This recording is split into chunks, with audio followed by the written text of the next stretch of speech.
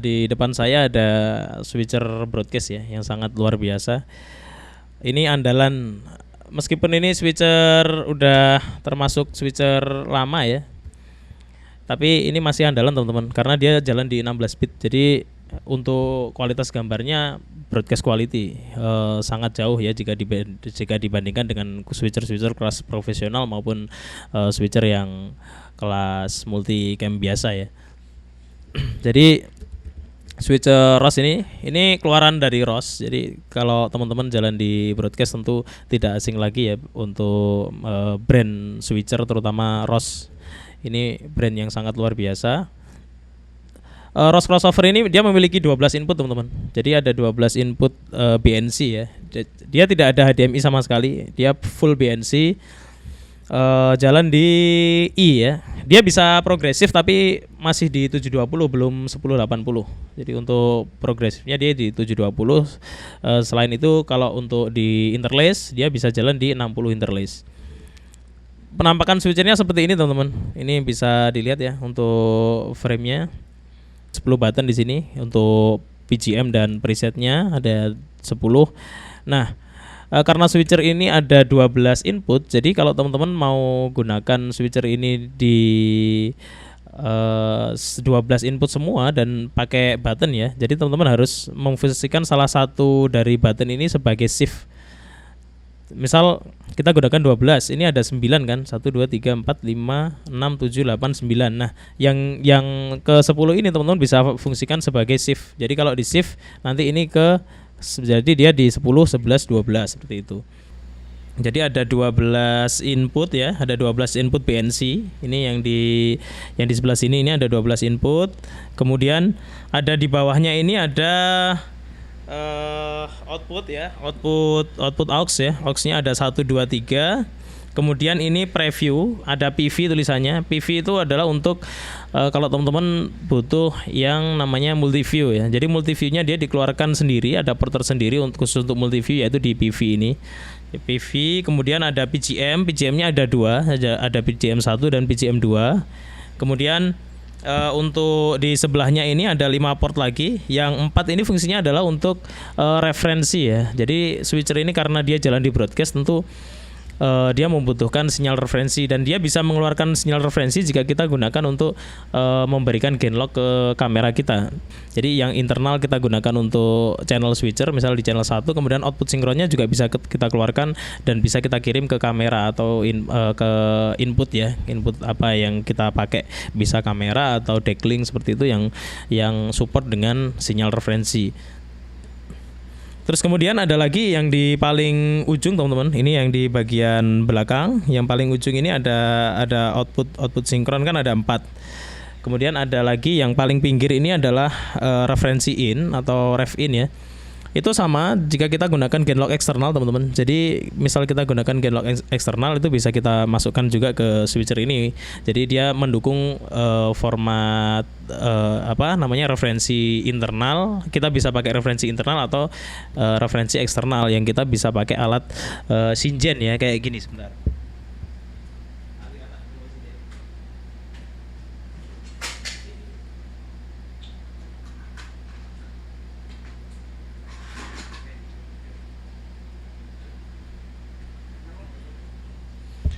Ini yang saya bawa ini teman-teman. Yang saya bawa ada Shingen ya. Ada Shingen seperti ini. Boleh kok kamera ngarep.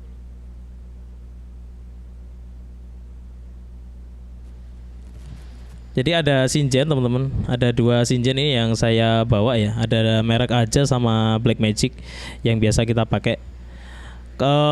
Keunggulannya sebenarnya di brand ya teman-teman. Di brandnya kalau aja ini memang lebih bagus dibandingkan kita pakai yang Blackmagic. Karena Blackmagic ini profesional, jadi dia belum mendukung format 1080 60p ya. Dia belum ada, dia maksimal masih di 1080 di P-nya dia belum ada. Jadi dia memang belum support P sampai 1080 karena dia masih kelasnya profesional. Jadi maksimal dia di PSF ya, Progressive Segmented Frame. Jadi kan ada interlace, ada progresif, ada PSF. Ya, PSF itu adalah progressive segmented frame. Jadi dia interlace yang diprogresifkan, tidak sama dengan progresif, berbeda teman-teman. Jadi ada interlace. Kalau interlace kan memang dia slicing satu-satu, kemudian ada progresif juga. Kalau progresif itu dia scanningnya odd eventnya bareng ya, barengan, lebih cepat. Di bawah, di tengah-tengah itu ada PSF atau progressive segmented frame. Nah itu yang membedakan sebenarnya adalah dia hampir sama seperti interlace, cuman untuk scanningnya dia lebih cepat. Yang PSF ini maksimal dia di 1080 23,4 PSF. Kalau untuk progresifnya dia di 50 progresif tapi di 720. Ini kalau bisa di zoom ke sini teman-teman. Nah itu ini maksimal dia di 720 50p ya. 720 50p. Kalau 1080-nya masih interlace teman-teman. Interlace belum progresif. Ini ada berapa ini? Ini ada 1080 59 tapi dia interlace belum progresif. Progresifnya maksimal di 720 di 720 59p. Belum Full HD. Kalau yang ini, kalau kita pakai yang aja teman-teman. Kalau yang aja ini outputnya dia ada sama ya sebenarnya. Output referensi ada 6 sama. Jadi untuk apa namanya? Untuk fitur output referensinya sama, cuman yang ini dia support P sampai di 60p. Oh sorry, bukan 60, di 5994. Jadi 59. Kalau 60 itu dia PAL ya, cuman kalau 59 tuh belum PAL dia. 59 itu NTSC. Kayak yang kita pakai sekarang ini, kita pakai sistem 59,94p. Jadi maksudnya ke NTSC sebenarnya. Ini dia support di 1080 5994p maupun I dia bisa ini. Yang aja memang harganya lebih mahal teman-teman, cuman secara kualitas dan secara fungsi ya. Kemudian fitur-fiturnya memang lebih bagus dibandingkan kalau kita pakai yang Blackmagic. Nih, deep switch-nya ada di bagian belakang. Jadi deep switch ini yang kita gunakan untuk setting ya. Kita bisa setting itu HD, SD ya, yang ada di sebelah sini ada keterangannya HD, SD, tinggal kita switch ke bagian kanan atau bagian kiri. Kemudian untuk formatnya ya, untuk format, kemudian SD outnya, standar outnya kita bisa pakai black maupun bars ya, jika tidak jika tidak ada sinyal. Kemudian yang ini dia sudah ada AES teman-teman. Kalau yang di AJA ini udah ada AES, kalau yang di Blackmagic belum ada. Jadi dia mendukung format audio AES ya. Jadi dia bisa digunakan untuk Genlock AES. AES itu biasanya bisa dikirim Genlock berupa, bukan Genlock namanya adalah timecode ya. Kalau di audio itu. Ini sudah bisa yang aja. Kalau yang Blackmagic belum. Ini kenapa switcher ROS ini membutuhkan ini teman-teman, membutuhkan Genlock adalah karena switcher ini bekerja di 16 bit. Perlu diketahui kalau semua produk broadcast yang 16 bit itu pasti membutuhkan Genlock teman-teman, karena dia kerjanya sangat berat. Jadi kalau teman-teman pakai produk broadcast apapun yang dia bekerja di 16 bit pasti ada Genlocknya, pasti, tidak mungkin nggak ada. Itu pasti ada Genlock karena dia untuk meringankan beban, meringankan pekerjaan dari perangkat yang kita pakai. Misal kita pakai ini ya, kita pakai switcher ya 16 bit.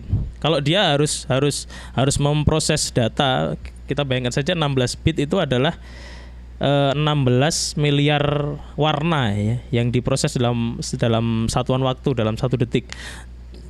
Ada video ada 8 bit, ada 10 bit, ada 12. Kalau 8 itu dia di 16 juta warna. Kemudian 10 bit itu adalah 10 miliar warna. Kemudian 16 bit adalah 16 miliar warna. Jadi untuk processingnya memang sangat berat sekali di data sebesar itu. Maka untuk menghindari buffering ya, atau menghindari ada frame yang patah, kemudian ada delay yang terlalu panjang, maka dibutuhkan sinyal referensi untuk mengunci atau mengelock ya, untuk mengunci inputan maupun input maupun output, sehingga switcher tidak perlu lagi melakukan reclocking dan juga locking frame.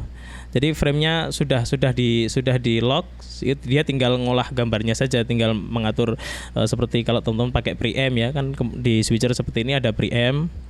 Selain itu untuk switching picture ya, untuk pemindahan gambar juga lebih ringan kerjanya. Seperti itu. Jadi makanya kalau switcher broadcast itu pasti ada gain lock in-nya, dan dia ini untuk gain lock internalnya pasti sedikit, kecuali 4A. Jadi kalau teman-teman pakai yang 4A itu dia ada gain lock-nya di semua input. Misal teman-teman pakai yang HVS 2000 gitu ya, dia di 48 input itu ada gain lock-nya semua. Jadi itu sebenarnya itu adalah part terpisah yang ada di dalam switcher. Jadi tidak include dalam onboard ya. Jadi dia board terpisah, cuman diinjek ke semua inputan. Jadi misal switcher teman-teman ada 40 channel gitu, ada 40 channel. Nah itu switcher menginjekkan ke semua input yang ada di switcher. Jadi ke 48 channel itu dia diinputkan sinjen satu-satu, yang dia sinjennya sudah tertanam internal di dalam switcher. Seperti itu. Maka biasanya kalau switcher itu digunakan dalam jangka waktu lama, biasanya internal frame sync-nya dia dimatikan, hanya digunakan di bagian yang kita pakai. Misal switcher HVS 2000 kita pakai 5 channel ya, yang untuk produksi kita cuma pakai 5. Itu yang kita aktifkan 5 aja, sisanya kita matikan. Itu akan lebih meringankan beban switcher, sehingga switcher tidak cepat panas dibandingkan kita pakai 48 channel kita on-kan semua frame sync-nya. Itu bisa dicoba teman-teman. Jadi teman-teman bandingkan pakai 5 referensi dipakai hanya 5, atau 24 channel teman-teman aktifkan semua frame sync-nya. Pasti temperatur switcher kan, kalau di switcher besar itu kan ada temperatur kontrol ya. Di situ kan kelihatan suhu switchernya berapa. Nah, di situ pasti akan ada perbedaan di penggunaan yang sama, input yang sama, kemudian ruangan yang sama, suhu ruangan yang sama, pasti akan berbeda hasilnya. Makanya itu butuh yang namanya sinyal referensi atau gain lock. Untuk switcher ini enak teman-teman. Jadi kadang orang bingung ya cara menyalakannya. Jadi switcher ini untuk menyalakan switcher, di sini ada ruang rahasianya teman-teman. Ya, di depan ini bisa kita buka. Yang di depan ini bisa kita buka. Ini. Nah, di dalamnya ini tersimpan tombol-tombol tersembunyi. Jadi ada switch on off-nya ada di sebelah sini. Ini kita on-kan dulu teman-teman. Ini bisa kita switch on ya. Nah, kalau sudah hijau ini on artinya. Dan kemudian kalau kita mau inputkan materi ya, image seperti itu, bisa pakai USB, itu bisa ada di dalam sini, ada port USB-nya. Jadi ini kita nyalakan. Ini kondisi terbuka seperti ini tidak apa-apa, atau kita tutup juga lebih bagus. Ini ada port power supply ya. Dia pakai adapter, ada adapter yang 12 volt 6 ampere itu. Dia pakai 2, tapi kita isi salah satu juga aman sebenarnya. Terus kemudian untuk koneksi ke panel, jadi ini control panel, kemudian mainframe-nya ini kita bisa pakai kabel ini ya. Kita pakai kabel LAN. Kita pakai kabel LAN seperti ini, kita colokkan yang di bagian panel ini adalah di frame, kemudian yang ada di belakang sini teman-teman, yang ada di belakang ini kita bisa pakai yang ini panel. Jadi ada panel, ada di sini ada hub ya, ada multi multi hub. Jadi switcher ini ada 2 teman-teman, ada 2 jenis. Yang satu dia seperti ini, frame dan mainframe-nya dia terpisah. Jadi untuk konsol dan prosesornya ini terpisah. Ada juga yang model kedua adalah dia single device. Jadi inputnya jadi satu di sini. Jadi tidak ada yang di bawah ini teman-teman. Yang di bawah yang model prosesor terpisah ini tidak ada. Dia langsung di sini. Langsung di bagian konsol dia tinggal colokan input. Sama fiturnya sama, tidak ada perbedaan. Yang membedakan cuman dia single device, jadi satu di sini.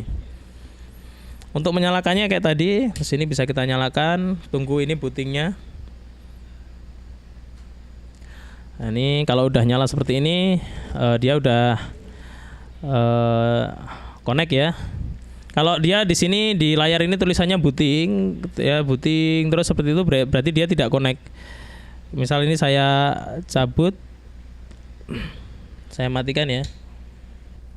Nah kalau seperti ini dia ini booting terus ya, jadi ini nggak connect tandanya. Biasanya ini ada masalah koneksi di bagian ada masalah koneksi di bagian kabel LAN kita atau portnya ya, port LAN-nya mungkin bermasalah seperti itu. Itu cuman booting kayak gini. Tapi kalau kabel kita tidak masalah, dia langsung kita colok langsung connect sebenarnya. Nah langsung kayak gini, langsung keluar statusnya ya, software version, kemudian format yang sedang kita gunakan di switcher langsung keluar. Isi windownya itu bisa kita ganti, cuman untuk model windownya itu tidak bisa teman-teman. Jadi untuk ganti kita bisa ke menu di sini. Menu, kemudian kita pilih sistem. Sistem di sini ada multi view. Jadi di dua monitor ini di bagian PV sama di bagian PGM2 itu bisa kita isi untuk multi view. Kita kirimnya, tapi tidak bisa pakai single monitor ya Pak ya. Jadi kita pakainya dua. Nah untuk mengisi PGM2 diisi multi view caranya seperti ini. Kita masuk ke menu.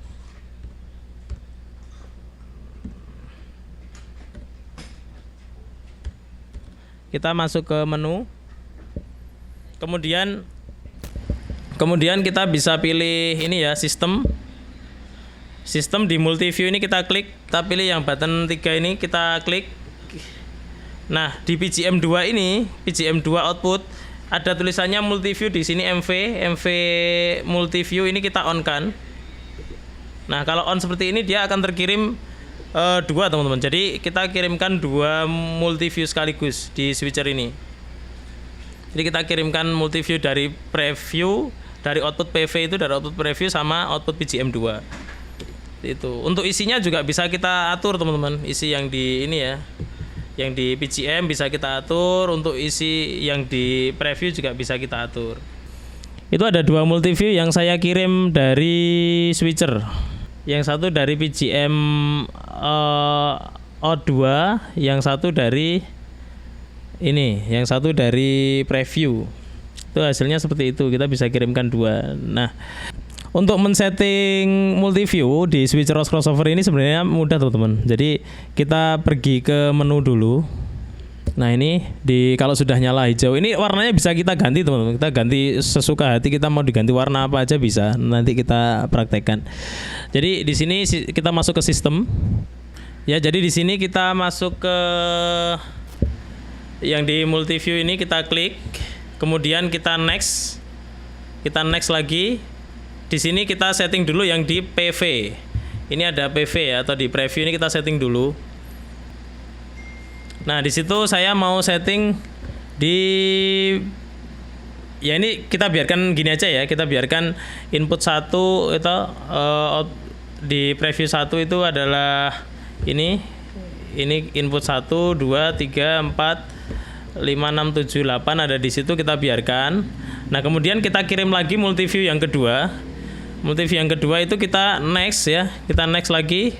Di sini ada menu PGM2. Ini kita on kan di sini, multi view-nya kita on seperti ini. Kalau udah on, kemudian kita next lagi. Di sini preview ini kita ganti ke PGM.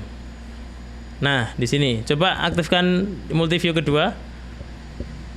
Nah seperti itu bisa kita setting sebenarnya teman-teman. Itu kita mau misal satu kita ganti ya, satu preview kita mau ganti isi pakai cam 10 9 ya, 9 tadi kan udah 8, ini 9. Kemudian box 2 kita isi 10.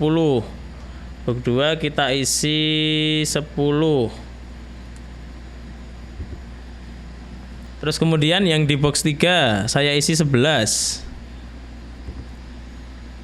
Nah, itu berubah ya teman-teman ya. Jadi kemudian box 4 saya isi 12. Itu kan berubah. Bisa teman-teman lihat di layar teman-teman itu. Kelihatan ya. Jadi inputnya bisa kita taruh di multiview itu bisa sampai 8 kali 2 16, kemudian tambah 2 18. Kita bisa kirimkan 18 multiview secara langsung sebenarnya. Cuman kita tidak bisa menggunakan single monitor, kita harus pakainya dual monitor teman-teman. Ini yang di PGM Yang di PGM 2 ini, PGM 2 multiview-nya kita off-kan. Udah itu mati. Jadi dia bisa kita keluarkan PGM aja yang di PGM 2 atau kita bisa keluarkan multiview seperti ini.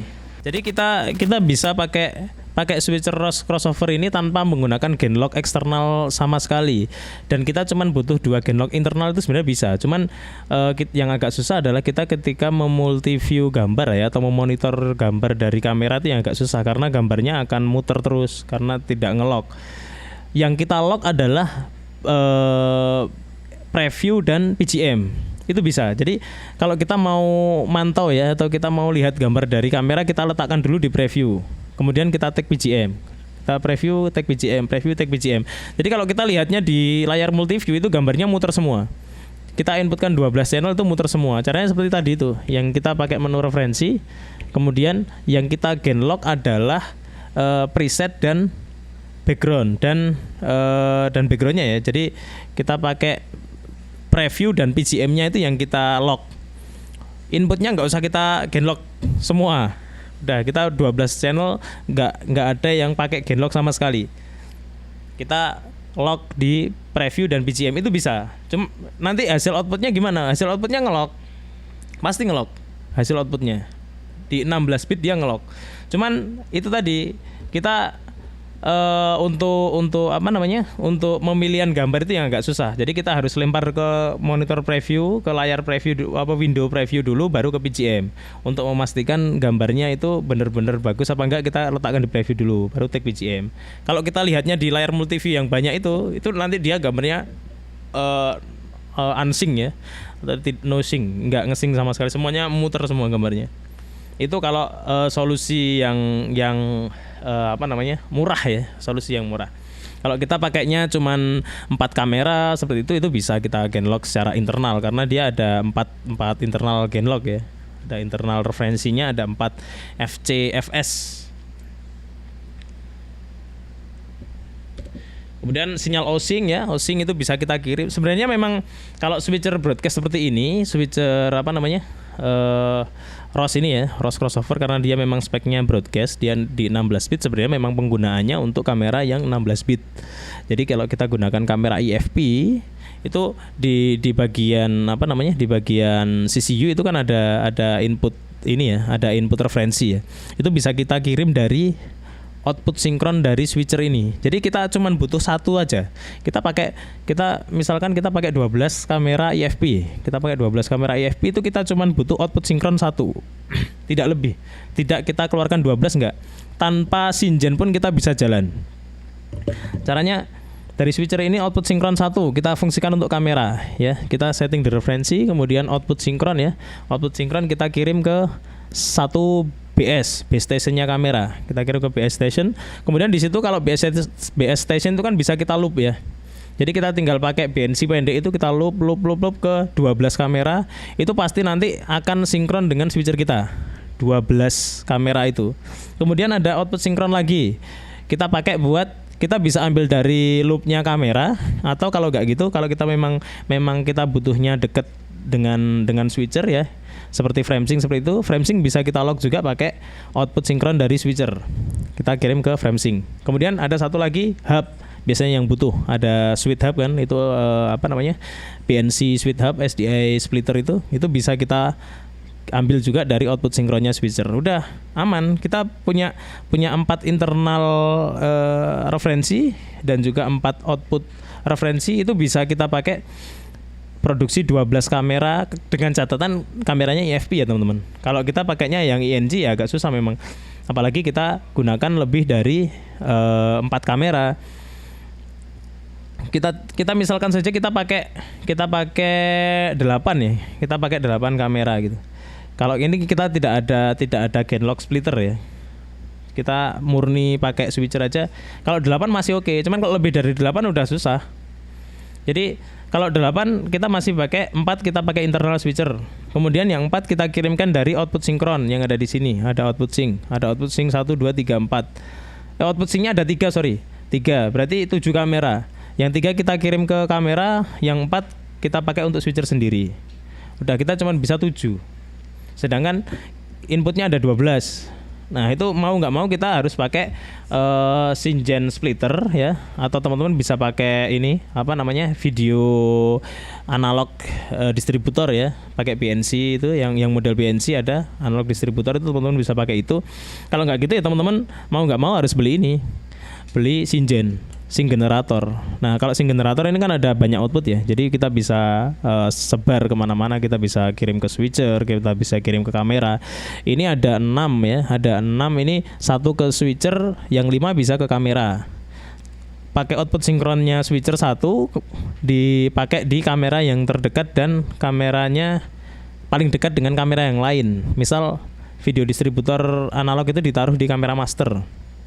Nah, itu nanti baru disebar ke kamera 1, master sub ya. Master sub biasanya yang berdekatan ya, disebar di situ master sub. Atau ada lagi kamera yang lebih dekat lagi, itu bisa. Dengan catatan kameranya harus memiliki fitur gain lock eksternal. Jadi kalau kameranya belum support dengan gain lock eksternal tentu tidak bisa, teman-teman. Pakainya yang kayak minimal Z lah, Z, PMW itu, PMW bagus. PMW karena dia sudah 10 bit ya. Untuk ganti warna ini bisa. Jadi menu, kemudian ke user. Nah, di user ini teman-teman bisa pilih ini skema ya, skema. Kemudian ini bisa diganti-ganti warnanya. Nah, ini bisa dirubah sesuka hati, mau warna apa bisa. Ini tuh model DJ diputar-putar terus gini. Luminance ini adalah untuk kecerahannya, untuk kecerahan warnanya. Ini bisa kita percerah brightness-nya bisa kita tambah atau kita turunkan. Kemudian saturasinya kita mau warna yang lain berwarna putih, tinggal yang tombol yang aktif yang berwarna itu juga bisa, atau kita buat berwarna semuanya juga bisa seperti ini. Jadi suka-suka teman-teman. Dan ini bisa di save preset juga. Jadi teman-teman sukanya merah, terus nanti untuk program selanjutnya ganti warna hijau, itu bisa di save preset di sini. Bisa di save. Untuk penggantian boost map ya, atau assign ya, untuk assign button juga mudah. Kita bisa pergi ke menu, kemudian config ya. Config.